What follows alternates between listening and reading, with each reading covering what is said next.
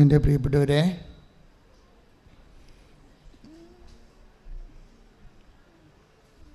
നമുക്ക് ഉടമ്പടിയുടെ ഒരു അനുഗ്രഹ പ്രക്രിയയെക്കുറിച്ചാണ് ഇപ്പോഴ് നമ്മൾ ധ്യാനിക്കാൻ പോകുന്നത്.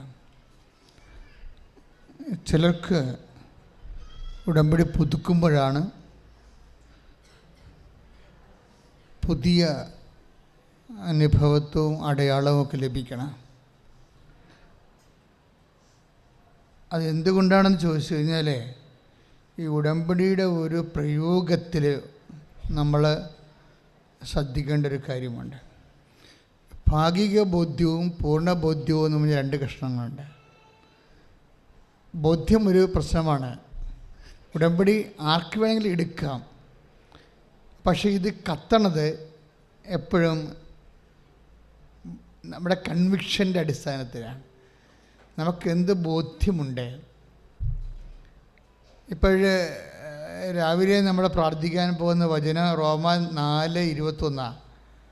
റോമ 4:21. എങ്ങനെയാണ് ഉടമ്പടി പെട്ടെന്ന് ഫയറാകുന്നതെന്ന് നമ്മൾ നോക്കണം.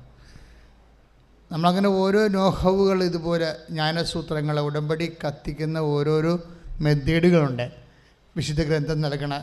നമ്മളതൊന്ന് വളരെ ഈ ഫിസിക്സും കെമിസ്ട്രിയും ഒക്കെ പഠിക്കണ പോലെ സാങ്കേതിക ജ്ഞാനത്തിന് ആവശ്യമായ ഒരു ബുദ്ധിപരമായ സൂക്ഷ്മത ഉടമ്പടി നമ്മളിൽ നിന്ന് ആവശ്യപ്പെടുന്നുണ്ട്.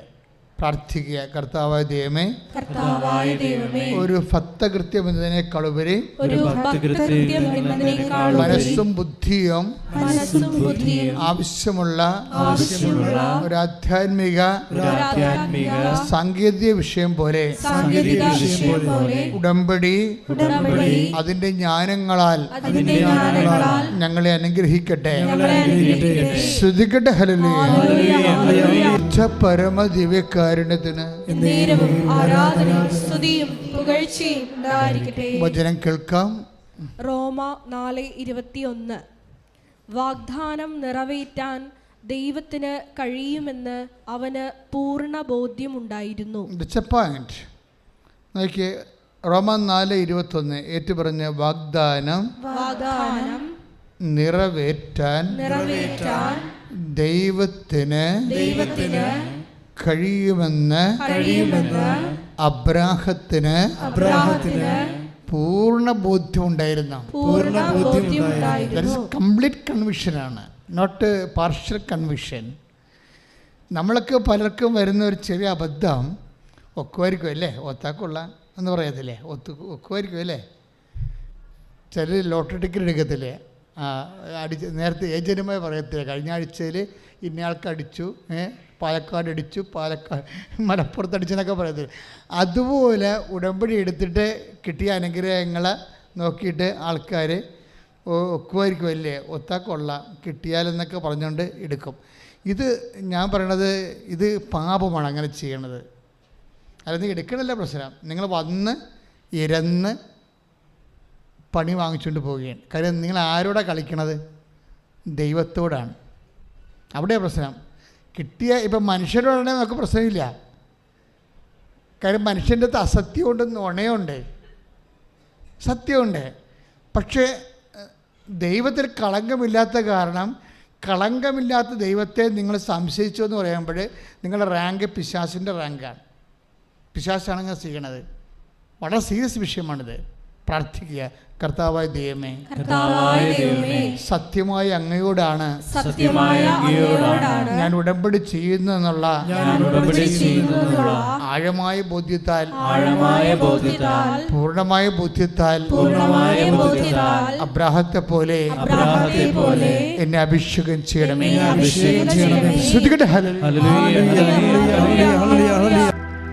എൻ്റെ പ്രിയപ്പെട്ടവർ, ഈ പൂർണ്ണമായ ബോധ്യം, ദാറ്റ് മീൻസ് കംപ്ലീറ്റ് കൺവിക്ഷൻ. ഈ കംപ്ലീറ്റ് കൺവിക്ഷൻ ഉടമ്പടി എടുക്കുമ്പോൾ നിങ്ങൾ ഓരോ വിഷയത്തിന് വെക്കുന്ന, ഓരോ വിഷയത്തിന് സാക്ഷ്യം പറയുന്ന ആൾക്കാരുടെ സാക്ഷ്യങ്ങൾക്ക് മനസ്സിലാകും. അവരതിൻ്റെ അകത്ത് പൂർണ്ണമായി മനസ്സർപ്പിച്ചിരിക്കുകയാണ്. അവർക്ക് ഡൗട്ടില്ല. ഇത്തിരി കാലങ്ങളിലൊക്കെ ഒരു വ്യത്യാസം വന്നായി. ഇപ്പോൾ കഴിഞ്ഞ ദിവസങ്ങളിൽ ഒരു മോള് ഈ ദിവസങ്ങളിൽ ഞാൻ വെളുപ്പിന് കേട്ട സാക്ഷ്യമാണ്. അവരുടെ പേരിന് മേരി ഗ്രെയിൻ. അവരുടെ സാക്ഷ്യം അവരുടെ വിഷയം എന്ന് വെച്ച് കഴിഞ്ഞാൽ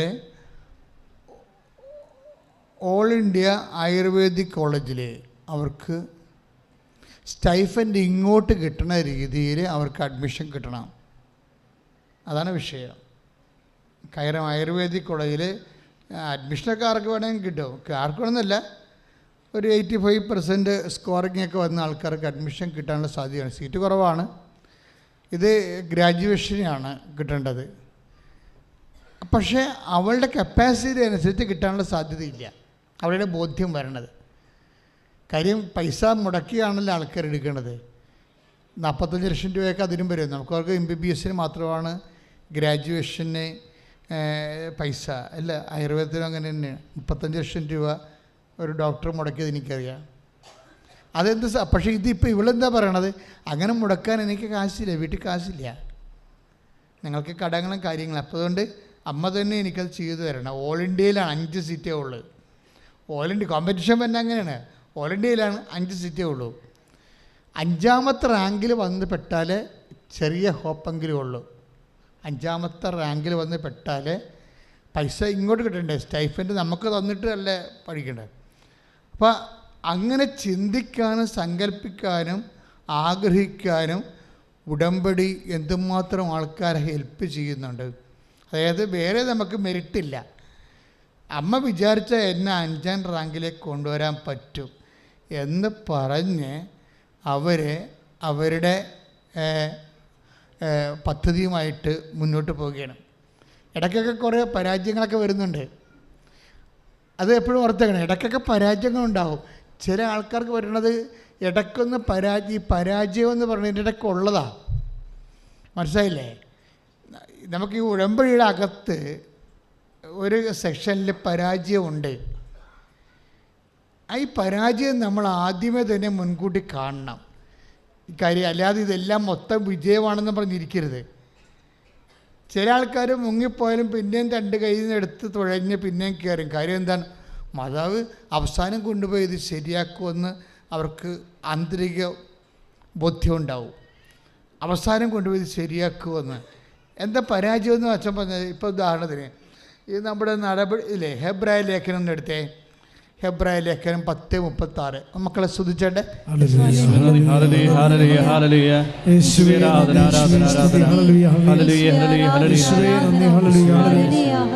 ഹെബ്രായർ 10:36. ഹെബ്രായ ലേഖനം 10:36. ദൈവത്തിന്റെ ഇഷ്ടം നിറവേറ്റി എന്ന് പറഞ്ഞ് ദൈവത്തിന്റെ ഇഷ്ടം നിറവേറ്റി അവിടുത്തെ വാഗ്ദാനം പ്രാപിക്കാൻ നിങ്ങൾക്ക് സഹനശക്തി ആവശ്യമായിരിക്കുന്നു. അപ്പൊ ഈ സഹനത്തിന് ഒരു റോളുണ്ട് ഇവിടെ. എപ്പോഴായാലും നമ്മൾ ഇതിൻ്റെ അകത്ത് സഹനത്തിൻ്റെ ഒരു കാലാവസ്ഥ ഉറപ്പാണ്. നിങ്ങളുടെ രോഗസൗഖ്യത്തിനായാലും ശരി, പരീക്ഷ വിജയത്തിനായാലും, ജോലിക്കായാലും, ജപ്തി നടപടി രക്ഷപ്പെടാനായാലും ഇതിൻ്റെ അകത്ത് ഒരു കാലഘട്ടം സഹനത്തിൻ്റെ കണ്ടൻ്റ് ഉണ്ട്. പക്ഷേ ഇതിനെ എങ്ങനെയാണ് കൗൺട്രാക്ട് ചെയ്യണത്? സഹനത്തിൻ്റെ കാലഘട്ടം നിങ്ങൾക്ക് തോന്നുന്നുണ്ടോ? സഹനത്തിൻ്റെ ഒരു കണ്ടൻ്റ് ഇല്ല, മാറ്റി നിർത്തിക്കൊണ്ട് നിങ്ങൾക്കിത് അഭിമുഖീകരിക്കാൻ പറ്റത്തില്ല. കാര്യം ഉടമ്പടിയിൽ എന്താ ചെയ്യണത്? ദൈവത്തിൻ്റെ വാഗ്ദാനമാണ് നമ്മൾ പ്രാപിക്കണത്. കാര്യം ഓൾറെഡി നമ്മുടെ വിഷയങ്ങൾക്ക് വേണ്ടി ദൈവം വാഗ്ദാനം പ്രഖ്യാപിച്ചിട്ടുണ്ട്. അപ്പോൾ ദൈവത്തിൻ്റെ വാഗ്ദാനം പ്രാപിക്കുന്നതിന് വേണ്ടി നമ്മളെ കൈയും കഴുകി അങ്ങനെ ആരെങ്കിലും നമുക്ക് മുമ്പിൽ കൊണ്ടുവന്ന് ഇലയിടുമെന്ന് ആരും വിചാരിക്കരുത്. ദൈവത്തിൻ്റെ വാഗ്ദാനം പ്രാപിക്കാനേ കൈ കഴുകി ചെല്ലുമ്പോൾ തന്നെ ഇലയിടുമെന്ന് ആരും വിചാരിക്കരുത്. അതിന് സഹനശക്തി ആവശ്യമാണ്. കൈയടിച്ച് കർത്താവിനെ ശുദ്ധ പരമ ദിവ്യകാരുണ്യത്തിന്. അപ്പൊ ഈ സഹനശക്തിയുടെ കാര്യങ്ങൾ വരുമ്പോൾ എവിടെയെങ്കിലും ഉടമ്പടി ഒന്ന് ഉടക്കി നിൽക്കുകയാണെങ്കിൽ അപ്പം നിങ്ങൾ അതോടുകൂടി ഡൗൺ ആകരുത്. പ്രാർത്ഥന കുറച്ച്, സൽപ്രവൃത്തികൾ കുറച്ച്, കുർബാന കുറച്ച്, ആൾക്കാരോട് സംസാരിക്കുന്ന കുറച്ച്, ഇങ്ങനെ പിന്നെ നിങ്ങളിലേക്ക് തന്നെ ഒരു പരാജിത പിൻവലിയുന്ന രീതിയിൽ വന്നാൽ ഒരു കുഴപ്പമുണ്ട്. നാളെ ദൈവം നിങ്ങളെ ഉയർത്തിക്കൊണ്ട് വരും. പക്ഷേ നിങ്ങൾ ഇപ്പം തന്നെ ഈ നെഗറ്റീവ് മാർക്ക് കൗണ്ട് ചെയ്യുന്നുണ്ട്. അത് ഈ പരീക്ഷയ്ക്കൊക്കെ കറുപ്പിക്കത്തില്ലേ നിങ്ങളെ? പരീക്ഷയ്ക്ക് തെറ്റ് നമ്മൾ ശരി കറുപ്പിക്കാൻ വേണ്ടി പറയത്തില്ലേ? അപ്പോൾ എന്നാ സംഭവിക്കണം? ചില സമയത്ത് ഡാർക്കൻ ചെയ്യുമ്പോൾ ആ ഡാർക്കൻ ചെയ്യണത് തെറ്റാണെങ്കിൽ അതിൻ്റെ മാർക്ക് കിട്ടത്തില്ല. പക്ഷേ ആധ്യാത്മികതയിൽ അങ്ങനെയല്ല. ദൈവത്തോട്, സത്യമായ ദൈവത്തോടാണ് ഇടപെടുന്ന കാരണം നിങ്ങൾ ഡാർക്കൻ ചിന്തിക്കുന്ന കാര്യം തെറ്റാണെങ്കിൽ നിങ്ങൾക്ക് മാർക്ക് കിട്ടാതിരിക്കണമല്ല, നെഗറ്റീവ് മാർക്ക് വരും അവിടെ. എൻ്റെ അമ്മ, ഇത് ഭയങ്കര സീരിയസ് വിഷയമാണ് കേട്ടോ. അതായത് നിങ്ങൾ ദൈവത്തോടല്ലേ കളിക്കണത്. നിങ്ങൾക്ക് ചെയ്യാൻ പറ്റുന്ന എന്ത് സംഭവത്തിലാണ് ദൈവമായിട്ട് ഇടപെടുന്നത്? നിങ്ങൾക്ക് ദൈവവുമായിട്ട് ബന്ധപ്പെടാൻ പറ്റുന്നത് മൂന്ന് അവസ്ഥകളിലേ പറ്റത്തുള്ളൂ. ഒന്നെങ്കിൽ വിശ്വാസം, അല്ലെങ്കിൽ ഫെയ്ത്ത്, ഹോപ്പ്, പ്രത്യാശ, അല്ലെങ്കിൽ ദൈവസ്നേഹം. ഈ 3 പുണ്യങ്ങൾ വെച്ചുകൊണ്ടേ നിങ്ങൾക്ക് ദൈവത്തിലേക്ക് ഇൻട്രാക്ട് ചെയ്യാൻ പറ്റത്തുള്ളൂ. നിങ്ങൾ എവിടെയെങ്കിലും ഒരെണ്ണത്തിൻ്റെ പമ്മിയാൽ അതിൻ്റെ അർത്ഥം നിങ്ങൾക്ക് വിശ്വാസം കുറവാണെന്നാണ്, അല്ലെങ്കിൽ പ്രത്യാശ കുറവാണെന്നാണ്. ഏറ്റവും പ്രശ്നം ദൈവസ്നേഹമാണ്. ദൈവസ്നേഹം കുറവാണെന്ന് പറഞ്ഞാൽ നിങ്ങൾ ചെയ്യാത്ത വല്ല പ്രശ്നം നെഗറ്റീവായിട്ട് കൗണ്ട് ചെയ്യപ്പെടുന്നു. പിന്നെ ഇത് ഭയങ്കര പ്രശ്നമാണ്. എനിക്ക് ഇത്രയും നാൾ ഞാൻ ദൈവത്തോടുകൂടി ജീവിച്ചപ്പോൾ എനിക്ക് മനസ്സിലായത് ഇതാണ്, ദൈവത്തോട് ഇടപെട്ട് ജീവിക്കുന്നതാണ് ഏറ്റവും സങ്കീർണം കാര്യം. അത് ഒന്നാമതൊരു ബുദ്ധിപരമായ ഒരു ഏർപ്പാടാണ്. അവിടെ ഇമോഷൻസിനൊന്നും നമ്മുടെ ഈ കരിഞ്ഞ കണ്ണീരും അതുപോലെ തന്നെ കുറേ തരത്തിലുള്ള പാരവശ്യങ്ങൾക്കൊന്നും ദൈവത്തിൻ്റെ ദൃശ്യം ഒരു വിലയുമില്ല. അതെന്താ കാര്യം വെച്ച് കഴിഞ്ഞാൽ ദൈവത്തിനറിയാം ഈ കണ്ണീരൊക്കെ ചുമ്മാ കള്ളത്തരമാണെന്നും ഒരു ടൈം കഴിയുമ്പോൾ നിങ്ങൾ ഈ കാണിക്കുന്നതെല്ലാം ഒരു അഭിനയമാണെന്നൊക്കെ ദൈവത്തിനറിയാം. അതെപ്പോഴും നമ്മൾ ശ്രദ്ധിക്കണം, വളരെ ശ്രദ്ധിക്കണം. എന്ത് സംഭവമാണെങ്കിലും സത്യസന്ധമായിരിക്കണം കർത്തൃസന്നിധിയിൽ. ഇപ്പം ചില സമയത്തൊരു സഹനത്തിലൂടെ നമ്മൾ കടന്നു പോവുകയാണ്. അപ്പോൾ സഹനത്തിലൂടെ കടന്നു പോകുന്ന സമയത്ത് നമ്മൾ വിശ്വാസത്തെ ഒന്ന് പ്രാർത്ഥിച്ച മക്കളെ, കർത്താവേ ഞങ്ങൾ ഉടമ്പടിക്കാലത്ത് എബ്രായ ലേഖനം 10:36 രേഖപ്പെടുത്തിയിരിക്കുന്ന പോലെ ദൈവത്തിന്റെ വാഗ്ദാനം പ്രാപിച്ച സഹനശക്തി ആവശ്യമായി വരുമ്പോഴേ അത്തരം സഹനങ്ങളിലൂടെ കടന്നു പോകുമ്പോഴേ അത് മനസ്സിലാക്കി മുന്നോട്ട് പോകാനുള്ള കൃപ നൽകണമേ. ഇതിനകത്ത് വരുന്നൊരു വിഷയം എബ്രാഹമാണല്ലോ നമ്മുടെ സബ്ജക്റ്റ്. എബ്രാഹാം സബ്ജക്റ്റ് ആകുമ്പോൾ എബ്രാഹത്തിൻ്റെ കാലത്തും ഇതുപോലെയുള്ള പലതരത്തിലുള്ള സഹന സാഹചര്യങ്ങളുണ്ട്. എബ്രാഹത്തിൻ്റെ ഉണ്ടാകുന്ന ഏറ്റവും വലിയ സഹന സാഹചര്യം ആരാ? സാറാ തന്നെയാണ്. ദൈവത്തിൻ്റെ വാഗ്ദാനത്തിൻ്റെ മുഖത്ത് നോക്കി ചിരിച്ചത് അവർ മാത്രമാണ്. അവർക്ക് മാത്രമേ ചിരിക്കാൻ പറ്റത്തുള്ളൂ. ശരിക്കും അത്രയും വിടക്ക് കേട്ട സ്ത്രീയാണത്. അവർക്ക് കാറ്റഗിസം ഇല്ല, അതതിൻ്റെ പ്രശ്നം. അല്ലെങ്കിൽ ദൈവത്തിൻ്റെ വാഗ്ദാനത്തിൻ്റെ മുഖത്ത് വല്ലവരും ചിരിക്കുക. അപ്പോൾ അവർക്ക് അതിനകത്ത് വിശ്വാസമില്ല. ദാറ്റ് മീൻസ് നമ്മുടെ ഉള്ളിൽ തന്നെയും ഇതുപോലെ ഒരു ചിരി എല്ലാവരുടെ ഉള്ളിലും ഉണ്ട്. സംഭവം കേൾക്കുമ്പോൾ ഇതൊക്കാൻ പോണ എന്ന് നിങ്ങൾ തന്നെ സ്വന്തമായിട്ട് ധരിക്കും. സംഭവം കേൾക്കുമ്പോൾ ഇതൊക്കാൻ പോണ, ഇത് എങ്ങനെ വെക്കും എന്ന് നിങ്ങൾ തന്നെ സ്വന്തമായിട്ട് ധരിക്കും. അതിനാണ് ചിരി, സാറായുടെ ചിരി എന്ന് പറയണം. ഈ സാറായുടെ ചിരിയുമായിട്ടാണ് ഉടമ്പടിയെ നിങ്ങൾ സമീപിക്കണമെങ്കിൽ അത് തന്നെ സംഭവിക്കും. അപ്പം അതുകൊണ്ട് എന്ത് സംഭവിക്കണമെന്ന് വെച്ച് കഴിഞ്ഞാൽ, എൻ്റെ സഹോദരങ്ങളെ, ഒന്ന്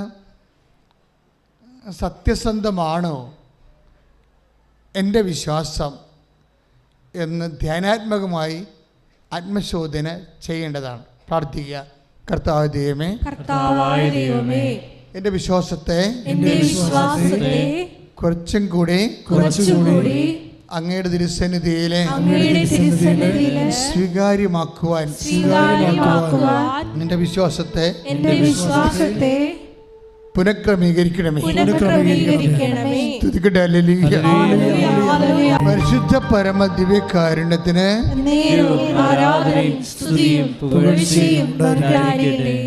മക്കളെ, നമുക്ക് ഈ ചൂണ്ട കിട്ടിട്ട് ചില ആൾക്കാർ ഈ സന്ധ്യയാകുമ്പോഴൊക്കെ ചില കുഞ്ഞു മീനിനെയൊക്കെ കോർത്ത് ചൂണ്ടയിട്ടിട്ട്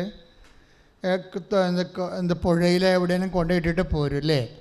എന്നിട്ട് പിറ്റേ ദിവസം പോയി ചൂണ്ടയെ കൊളുത്തിയിട്ടുണ്ടെന്ന് നോക്കും. ഇങ്ങനെ ചില ആൾക്കാർ ഉടമ്പടി ചെയ്യുന്നുണ്ട്. ചൂണ്ടക്കാർ ചുമ്മാ ദൈവമായിട്ടൊരു ഉടമ്പടി ചെയ്തിട്ടേക്കും. എന്നിട്ട് പിന്നെ അവർക്കിഷ്ടമുള്ള പോലെ അവർ ജീവിക്കും. മാറിക്കിടന്നുറങ്ങുകയെ പഴയ പോലെ തോന്നി മാസമായിട്ട് ജീവിക്കുക ചെയ്യും. ഇത് ഇടയ്ക്ക് പോയി കൊത്തിയിട്ടുണ്ടെന്ന് നോക്കും. ഇന്ന് വർക്കൗട്ട് ചെയ്യത്തില്ല. നിങ്ങളുടെ ഇരിക്കുന്നത് ഒരു 50% ആൾക്കാർ ഈ ടൈപ്പാണ്, ചൂണ്ടക്കാരാണ്, ഉടമ്പടി ചൂണ്ടക്കാർ. എന്നുവെച്ചാൽ കരിക്കലിന് വന്നിട്ട്, അതായത് ഞങ്ങളുടെ നാട്ടിലൊക്കെ കരിക്കലെന്ന് പറയണത് ഈ സന്ധ്യയ്ക്ക് ഉള്ള സമയത്തിനാണ്. വന്നിട്ട് ഒരു ചെമ്മിനെ എന്തെങ്കിലും കോർത്ത് ചൂണ്ടയിട്ട് വെച്ചും പുഴയിലിട്ടും പോരും. എന്നിട്ട് നമ്മൾ വെളുപ്പിനെ ചെന്നിട്ട് ചൂണ്ട വരച്ചിട്ട് മീൻ കൊത്തിയിട്ടുണ്ടെന്ന് നോക്കും. ഈ ഉടമ്പടി എടുത്തിരിക്കുന്ന അണ്ണന്മാർ പകുതിയോളം ഈ ടൈപ്പ് പാർട്ടിയാണ്, ചൂണ്ടക്കാരാണ്. അതെന്താ പ്രശ്നം എന്ന് വെച്ച് കഴിഞ്ഞാൽ ഇവരിങ്ങനെ ഒരു ഉടമ്പടി എന്ന സംഭവം എടുത്തതിന് ശേഷം പിന്നീട് അവരതിന്മേലൊന്നും ചെയ്യത്തില്ല. ആ ഉടമ്പടിയുടെ യാതൊരു നിബന്ധനകളും നോക്കത്തില്ല. നിബന്ധനകളല്ല ഉടമ്പടി ആത്മാവെന്ന് പറയണത്. ഉടമ്പടി ആത്മാവെന്ന് പറയണത് ദൈവവുമായിട്ടുള്ള ആത്മാർത്ഥമായ ആന്തരികമായ ബന്ധമാണ്. ഈ ബന്ധം ഒരിക്കലും കട്ടയിലാകാതെ വളരെ സൂക്ഷ്മതയോടെ സ്നേഹോഷ്മളമായി സമർപ്പണത്തോടെ കൊണ്ടുപോയി പുരോഗമിപ്പിക്കേണ്ടതാണ്. അല്ലാതെ ഇവിടെ ചൂണ്ടക്കാരെ പോലെ കൊണ്ട് ഇരയിട്ട് പൊഴിയിട്ടിട്ട് പോയി കിടന്ന് ഉറങ്ങിയിട്ട് പിന്നെ വന്നിട്ട് കൊത്തിയിട്ടുണ്ടാ, ജയിച്ചിട്ടുണ്ടാ, ഓഫർ ലെറ്റർ വന്നാൽ, വിസ വന്നാന്നൊക്കെ നോക്കത്തില്ലേ. ഇതുപോലുള്ള പ്രാക്കുപെട്ടവർ ഒരു കാരണവശാലും ഉടമ്പടി എടുക്കരുത്. കാര്യം വെച്ചാൽ നിങ്ങളെന്ത് തെറ്റിദ്ധരിച്ച് നിങ്ങൾക്കൊരിക്കലും വരാൻ യോഗ്യതയില്ലാത്തൊരു സ്ഥലത്ത് വന്നിരിക്കുകയാണ്. ദൈവത്തിനെ പരീക്ഷിക്കാൻ പിശാചിൻ്റെ മറ്റൊരു അവതാരമായിട്ട് പ്രാർത്ഥിക്കുക. കർത്താവ് ദൈവമേ, ഭൗതിക വസ്തുക്കൾക്ക് വേണ്ടി ദൈവത്തെ പ്രീണിപ്പിക്കാൻ എന്തെങ്കിലും ചെയ്തിട്ട് അതിന്റെ ഫലത്തെ വേണ്ടി ഫലം മാത്രം ആശ്രയിച്ച് ജീവിക്കുന്ന അവസ്ഥയിൽ നിന്ന് ഞങ്ങളെ മോചിപ്പിക്കണമേ. ശ്രദ്ധിക്കട്ടെ. പരിശുദ്ധ പരമ ദിവ്യകാരുണ്യത്തിന് എന്താ പിന്നെ നമ്മുടെ മുമ്പിലുള്ള ഓപ്ഷൻ എന്താ? അതായത് എപ്പോഴും നമ്മൾ ശ്രദ്ധിക്കേണ്ടത് ഒരു വിഷയം. ഇപ്പോൾ തന്നെ എഫേസ്യസ് ലേഖനം എന്താ പറയണത്? അവിടുന്ന് വിശുദ്ധർക്ക് വേണ്ടി ഒരുക്കിയിരിക്കുന്ന മഹത്വത്തെ മനസ്സിലാക്കാൻ നിങ്ങളുടെ ആന്തരിക നേത്രങ്ങളെ അവിടുന്ന് പ്രകാശിപ്പിക്കട്ടെ. അപ്പോഴേ പ്രത്യാശയുടെ സോഴ്സ് അതാണ്. ഉടമ്പടി പ്രത്യാശ ഉണ്ടെന്ന് പറഞ്ഞില്ലേ? ആ പ്രത്യാശയുടെ സോഴ്സ് എബ്രാഹത്തിൽ എന്താണ് ഉണ്ടായത്? എഫേസ്യസ് 1:18 വായിച്ചേ. ശ്രദ്ധിക്കട്ടെ. എഫേസ്യസ് 1:18 ഏത് തരത്തിലുള്ള പ്രത്യാശയിലേക്കാണ് ഏത് തരത്തിലുള്ള പ്രത്യാശയിലേക്കാണ് അവിടുന്ന് നിങ്ങളെ വിളിച്ചിരിക്കുന്നതെന്ന് അറിയാനും വിശുദ്ധർക്ക് അവകാശമായി അവിടുന്ന് വാഗ്ദാനം ചെയ്തിരിക്കുന്ന മഹത്വത്തിന്റെ സമൃദ്ധി മനസ്സിലാക്കാനും നിങ്ങളുടെ ആന്തരിക നേത്രങ്ങളെ അവിടുന്ന് പ്രകാശിപ്പിക്കട്ടെ. 25 വർഷം കഴിഞ്ഞിട്ട് എബ്രാഹാം പിടിച്ചു നിന്നു, സാറ പിടിച്ചു നിന്നില്ല. സാറ ഹാഗറിനെ പ്രാപിച്ച് മക്കളുണ്ടാക്കാൻ പറഞ്ഞു. അല്ലെങ്കിൽ ലോത്തിൻ്റെ ആൾക്കാർ നമ്മുടെ വസ്തു അടിച്ചു മാറ്റുമെന്ന് പറഞ്ഞ്. ലോകത്തിന് പേടിയായിരുന്നു. ഇളയപ്പൻ്റെ മകനാണെങ്കിലും സാറായ്ക്ക് പേടിയായിരുന്നു. എബ്രഹാം മരിച്ചു പോയാൽ ഇവിടെ സ്വത്തെല്ലാം ലോത്തും ആൾക്കാരെ അടിച്ചു മാറ്റുന്നത്. അതുകൊണ്ട് എബ്രഹാത്തിനെ പിരികേറ്റി ഹാഗറിൽ ഒരു കുഞ്ഞിനെ ഉൽപ്പാദിപ്പിക്കാൻ സാറ എപ്പോഴും എബ്രഹാത്തിനെ പുഷ് ചെയ്തുകൊണ്ടിരുന്നു. പക്ഷേ സാറയുടെ വർത്തമാനം കേട്ടിട്ട് എബ്രഹാത്തിൻ്റെ അടുത്ത് വശംവദനായെന്നുള്ള കാര്യം സത്യമാണ്. പക്ഷേ എന്നാലും എബ്രഹാത്തിൻ്റെ ഫെയ്ത്തിൽ വ്യത്യാസം വന്നില്ല. ആ മനുഷ്യൻ അപ്പോഴും തനിക്ക് നൽകാൻ പോകുന്ന മഹത്വത്തിൻ്റെ സമ്പൂർണ്ണതയെക്കുറിച്ച് ആന്തരിക നേത്രങ്ങൾ പ്രകാശിക്കപ്പെട്ടവനായി 25 കൊല്ലം കഴിഞ്ഞും ദൈവം അദ്ദേഹത്തോട് ചെയ്ത വാഗ്ദാനങ്ങളിലെ അദ്ദേഹം അവകാശമാകാൻ വേണ്ടി നോക്കി പാർത്ത് അവകാശബോധം അയാൾക്ക് നഷ്ടപ്പെട്ടില്ല. നമുക്ക് പരക്കം വരണത് ഒരു ടൈം കഴിയുമ്പോൾ അവകാശബോധം പോകും. മനസ്സിലായില്ലേ? കരുത് ഉടമ്പടി വർക്ക് ചെയ്യണത് അവകാശത്തിലല്ലേ. അപ്പോൾ ഒരു ടൈം കഴിയുമ്പോൾ ടൈം ഇങ്ങനെ ലാഗ് ചെയ്ത് പോവുകയാണെങ്കിൽ അവകാശബോധം നഷ്ടപ്പെടാൻ സാധ്യതയുണ്ട്. കാര്യം ഉടമ്പടി വാഗ്ദാനങ്ങളിലാണ് വർക്ക് ചെയ്യണത്. വാഗ്ദാനം അവകാശമാണ്. കൈയിടിച്ച് കർത്താവിനെ ശ്രദ്ധിക്കുക. അച്ഛൻ നിങ്ങൾക്ക് വേണ്ടി പ്രാർത്ഥിക്കാൻ തുടങ്ങുന്നു. അതിശക്തം കർത്താവേ, നിങ്ങളുടെ രോഗങ്ങൾ, നിങ്ങളുടെ വിഷമതകൾ, ഹൃദയത്തിൻ്റെ ഭാരങ്ങൾ, അട്ടിപോലെ ഇരിക്കുന്ന ഹൃദയത്തിൻ്റെ അവസ്ഥകൾ എല്ലാം മാറ്റപ്പെടാൻ വേണ്ടി കർത്താവേ, നിൻ്റെ വിശുദ്ധ പൗരോഹിത്യത്തെ നീ മഹത്വപ്പെടുത്തി പ്രാർത്ഥിക്കുന്ന, സഭയിലുള്ള സാന്നിധ്യം പ്രകടമാക്കാൻ പ്രാർത്ഥിക്കുന്ന 36 വർഷം ഞാൻ അർപ്പിച്ച കൃപായുടെ യുഗതയാൽ കൃപാസാൽത്താരയിൽ ജീവനോടെ പ്രത്യക്ഷപ്പെട്ട മാതാവിന്റെ മാധ്യസ്ഥത്തിൽ എല്ലാ ഭാരങ്ങളും, എല്ലാ ആശ്വാസങ്ങളും, എല്ലാ രോഗങ്ങളും യേശു നാമത്തിൽ മാറിപ്പോകട്ടെ. സ്തുതിക്കട്ടെ.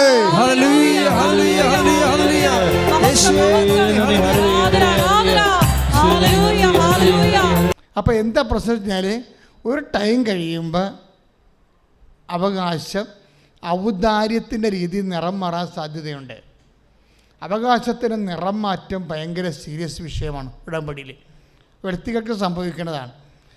അവകാശത്തിന് ഔദാര്യത്തിൻ്റെ വില കൊടുക്കുമ്പോൾ അതിന് നിറം മങ്ങും. ഔദാര്യം അവകാശമല്ലല്ലോ. അപ്പോൾ സംഭവം ജോലി, വീട്, വിവാഹം ഇതൊക്കെ താമസിക്കുകയാണെങ്കിൽ തീർച്ചയായിട്ടും നിങ്ങൾക്ക് അവകാശബോധം പോയിട്ട് ഔദാര്യബോധം വരും. അവകാശത്തെ നിറം മങ്ങും. ഇതാണ്. പക്ഷേ ഇത് മങ്ങാതിരിക്കാൻ എന്താ ചെയ്യേണ്ടത്? അവകാശം ഔദാര്യത്തിൻ്റെ അവസ്ഥയിലേക്ക് അധപ്പതിക്കാതിരിക്കാൻ എന്താ കാരണം? എന്താ? ആന്തരിക നേത്രങ്ങളെ പ്രകാശിപ്പിക്കണം. അതാണ് എഫേസ്യർ 5:1-18. ഒന്നിനു വായിച്ച് ശ്രദ്ധിക്കട്ടെ. ഏതു തരത്തിലുള്ള പ്രത്യാശയിലേക്കാണ് അവിടുന്ന് നിങ്ങളെ വിളിച്ചിരിക്കുന്നതെന്ന് അറിയാനും വിശുദ്ധർക്ക് അവകാശമായി അവിടുന്ന് വാഗ്ദാനം ചെയ്തിരിക്കുന്ന മഹത്വത്തിന്റെ സമൃദ്ധി മനസ്സിലാക്കാനും നിങ്ങളുടെ ആന്തരിക നേത്രങ്ങളെ അവിടുന്ന് പ്രകാശിപ്പിക്കട്ടെ. അപ്പൊ ഈ ആന്തരിക നേത്രങ്ങള് ഉടമ്പടിയുടെ ഒരു പ്രധാനപ്പെട്ട, നമുക്കറിയാലേ, നിങ്ങൾ പറയണ പോലെ ഉടമ്പടി അത്ര സിമ്പിൾ അല്ല. കാര്യം ലാഗ് ചെയ്യുന്ന വിഷയങ്ങളുണ്ടെങ്കിൽ, അല്പം ദൈർഘ്യം വേണ്ട വിഷയങ്ങളുണ്ടെങ്കിൽ അതിനെ കൗണ്ടറാക്ട് ചെയ്യാൻ നമുക്ക് വേണ്ടത് ആന്തരിക നേത്രങ്ങളെ പ്രകാശിപ്പിക്കുകയാണ്. കൈ നെഞ്ചത്ത് വെച്ച് പ്രാർത്ഥിക്കുക. കർത്താവ് ദൈവമേ, എൻ്റെ ജീവിത അവസ്ഥകള് ചില കാര്യങ്ങളിൽ അങ്ങ് ഇടപെടുന്നതിന് കാലതാമസം വരുന്നുണ്ടെങ്കിൽ അതിനെ മനസ്സിലാക്കാൻ എൻ്റെ ആന്തരിക നേത്രങ്ങളെ അങ്ങ് അഭിഷേകം ചെയ്യണമേ. ശ്രദ്ധിക്കട്ടെ. പരിശുദ്ധ പരമ ദിവ്യകാരുണ്യത്തിന് ആരാധനയും സ്തുതിയും പുകഴ്ചയും ഉണ്ടായിരിക്കട്ടെ. ഈ ആന്തരിക നേത്രങ്ങളെ പ്രകാശിപ്പിക്കണമെങ്കിൽ എന്താ ചെയ്യേണ്ടത്? അതായത് ആന്തരിക നേത്രത്തെ പ്രകാശിപ്പിക്കുന്ന ഒരു കാര്യം, നമ്മുടെ നിങ്ങൾക്ക് കാഴ്ച പ്രാപിക്കാൻ കണ്ണിൽ എഴുതാനുള്ള അഞ്ജനം എന്നോട് Take the bed of God. Sudhikata hallelujah. Hallelujah, hallelujah, hallelujah, hallelujah, hallelujah, hallelujah, hallelujah, hallelujah, hallelujah, hallelujah, hallelujah. വെളിപാട് 3:18. വെളിപാടിന്റെ പുസ്തകം 3-ാം അധ്യായം 18-ാം വാക്യം. കാഴ്ച ലഭിക്കുന്നതിന് കണ്ണിൽ എഴുതാനുള്ള അഞ്ജനം എന്നോട് വാങ്ങുക. ഒന്ന് പറഞ്ഞ്, കാഴ്ച ലഭിക്കുന്നതിന് കണ്ണിൽ എഴുതാനുള്ള അഞ്ജനം എന്നോട് വാങ്ങുക. ഈ അഞ്ജനം എന്താ? അത് ദൈവിക പുണ്യങ്ങളായി. ശരിക്കും പറഞ്ഞ നിന്റെ ആത്മാവിൻ്റെ കണ്ണിൽ എഴുതി കണ്ണ് തെളിച്ച് തരുന്നത് ദൈവസ്നേഹം കൊണ്ടാണ്. ദൈവത്തെ സ്നേഹിക്കുമ്പോഴാണ് നമ്മളെല്ലാം വ്യക്തമായിട്ട് കാണുന്നത്. സ്നേഹിക്കാത്തവൻ ദൈവത്തെ അറിഞ്ഞിട്ടില്ല. കൈയിടിച്ച് കർത്താസുലല്ലയോ. വായിച്ചോളൂ. 1 യോഹന്നാൻ 4:8. 1 യോഹന്നാൻ 4:8. സ്നേഹിക്കാത്തവൻ ദൈവത്തെ അറിഞ്ഞിട്ടില്ല, കാരണം ദൈവം സ്നേഹമാണ്. ഒന്ന് പറഞ്ഞ, സ്നേഹിക്കാത്തവൻ ദൈവത്തെ അറിഞ്ഞിട്ടില്ല, കാരണം ദൈവം സ്നേഹമാകുന്നു. അപ്പൊ ദൈവത്തെ അറിയുക, ദൈവം നമുക്ക് വേണ്ടി, വിശുദ്ധർക്ക് വേണ്ടി ഒരുക്കിയിരിക്കുന്ന മഹത്വത്തിൻ്റെ ആഴങ്ങൾ അറിയുക, ഇതെല്ലാം നടക്കുന്നത് ദൈവസ്നേഹത്തിന്റെ അഭിഷേകത്തിലാണ്. ശ്രദ്ധിക്കട്ടെ. പരിശുദ്ധ പരമ ദിവ്യകാരുണ്യത്തിന് ആരാധനയും സ്തുതിയും പുകഴ്ചയും ഉണ്ടായിരിക്കട്ടെ. എൻ്റെ ദൈവ പൈതലെ, ഞാൻ നിങ്ങളോട് എളിമയോട് സംസാരിക്കുകയാണ്. നിങ്ങൾ ചെയ്യുന്ന ഓരോ പ്രവർത്തനങ്ങളും, മനസ്സിലായില്ലേ? എന്തെല്ലാം പ്രവർത്തനങ്ങൾ നമ്മൾ ചെയ്യുന്നുണ്ട്? ഭയങ്കരമായ വലിയ കാര്യങ്ങൾ നമ്മൾ ചെയ്യുന്നുണ്ട്. കർത്താവിനെ അറിയാത്തവരെ നമ്മൾ അറിയിക്കുന്നുണ്ട്, അല്ലേ? അറിഞ്ഞവരെ നമ്മൾ ആഴപ്പെടുത്തുന്നുണ്ട്. നിങ്ങൾ തന്നെ കൗതാശികമായ ജീവിതത്തിൽ പുരോഗമിക്കുന്നുണ്ട്. നിങ്ങൾ തന്നെ സൽപ്രവൃത്തികളിലും കൃപാപര പ്രവൃത്തികളിലും സാക്ഷികളായി മാറുന്നുണ്ട്. But when you do it in the name of Jesus, നിങ്ങളത് ചെയ്യുമ്പോൾ ഒരു സാങ്കേതികമായി ചെയ്യാതെ എണ്ണി ഒപ്പിച്ച് ചെയ്യുന്നതിന് പകരം, കർത്താവേ, ഞാനിതെല്ലാം ചെയ്യുന്നത് അങ്ങയോടുള്ള അദമ്യമായ സ്നേഹത്താലാണ്. എൻ്റെ ഹൃദയത്തെ അങ്ങ് സ്നേഹത്താൽ നിറക്കണമേ. പ്രാർത്ഥിക്കുക. കർത്താവേ, ഉടമ്പടി പ്രകാരം ഞാൻ ചെയ്യുന്ന ഓരോ സുവിശേഷ സാക്ഷ്യപ്രവർത്തനങ്ങളിലൂടെ എൻ്റെ ദൈവസ്നേഹ നിലവാരത്തെ അഭിഷേകം ചെയ്യണമേ, വർദ്ധിപ്പിക്കണമേ. ആകയാൽ ആ അഭിഷേകത്താൽ എൻ്റെ ആന്തരിക നേത്രങ്ങളെ പ്രകാശിച്ചുകൊണ്ട് അങ്ങ് എനിക്ക് വേണ്ടി ഒരുക്കിയിരിക്കുന്ന മഹത്വത്തെ ദർശിക്കുവാൻ